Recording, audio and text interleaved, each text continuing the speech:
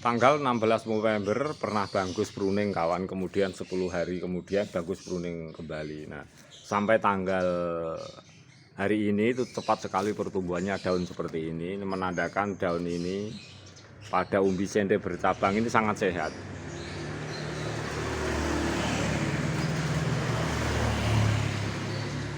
Kemudian akan bagus sharingkan tentang daun yang kering. Kemudian yang kedua, hewan-hewan yang biasa kita jumpai yang menghinggapi pada tumbuhan sente ini. Daun-daun yang kering ini ada dua kemungkinan, bisa dari hewan-hewan pengganggu sehingga tumbuhan ini bisa kering. Bangkus katakan sebagai hewan pengganggu itu ya seperti ini. Ini seperti hewan lemut yang bagus katakan kan menempel seperti ini, kita tuh tidak tahu persis bahwa apa yang menjadi makanan dari hewan lemut seperti ini. Tetapi hewan lemut kalau seperti ini biasanya sangat suka pada pelepah-pelepah yang sudah hampir membusuk, apalagi terkena air. Itu sangat suka menempel pada pohon ini, tapi juga menempel pada pelepah-pelepah telah membusuk. Tetapi juga bagus tidak menuntut kemungkinan bahwa daun seperti ini juga bisa juga diserang oleh hewan lemut yang menghinggapi pada tumbuhan ini. Kemudian yang kedua, mengenai kerusakan ini jelas bagus katakan tumbuhan ini sangat berani menyerap polutan. Otomatis yang kena dampak dan efeknya adalah daunnya dulu. Sebab sering kita jumpai kalau di tempat-tempat yang banyak mengandung polusi, daunnya ini sangat tidak sehat kawan. Jadi daunnya itu bisa kering, bisa totol-totol seperti ini.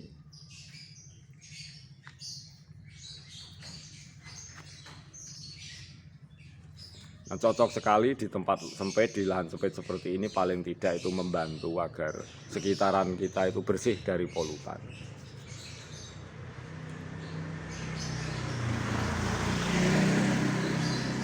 Banyak hal yang bagus sharingkan walaupun dengan kemampuan bagus yang tidak seberapa.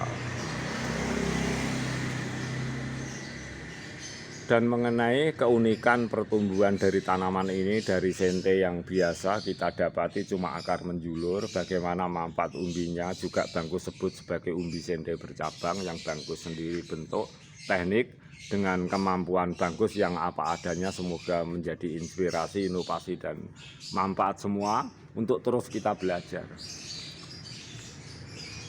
Bahkan kalau kita mengamati seperti hewan lemut seperti ini, hewan lemut seperti ini biasa kalau pelepah itu tua atau pelepah itu sudah kering, itu seakan-akan banyak sekali menempel. Dan hewan lemut ini juga sangat suka di tempat lembab seperti ini. Oleh sebab itu juga bagus katakan bahwa hewan lemut seperti ini apakah termasuk simbiosis mutualisme. Nah, tentu kita juga bersama-sama untuk mengkaji, dan kita kebenaran kita mengkaji nantinya itu juga kita ketahui bersama bahwa hewan-hewan yang menempel pada tumbuhan sente ini jelas yang kita ketahui seperti ini, hewan lemut yang seperti ini. Juga daunnya yang mengering itu efek dari polutan, karena tumbuhan sente ini sangat berani menyerap polutan daripada tumbuhan yang lain.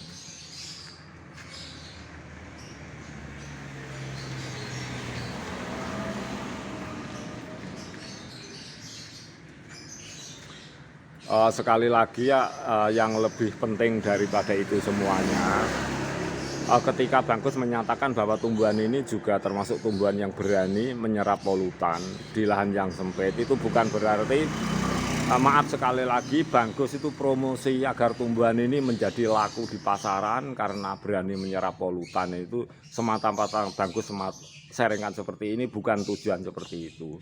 Ya kalau Bangkus itu punya tanaman, misalnya Bangkus beli mahal, itu tentu Bangkus akan bersyukur. Tetapi semata-mata bukan tujuan Bangkus agar tanaman ini laku mahal, tidak kawan. ini adalah kenyataan yang harus kita akui bahwa di lahan sempit tumbuhan-tumbuhan yang dari dulu melimpah lama-kelamaan menjadi langka itu menjadi tanggung jawab kita semuanya. Oleh sebab itu ya kita melakukan sesuatu apa yang bisa kita lakukan.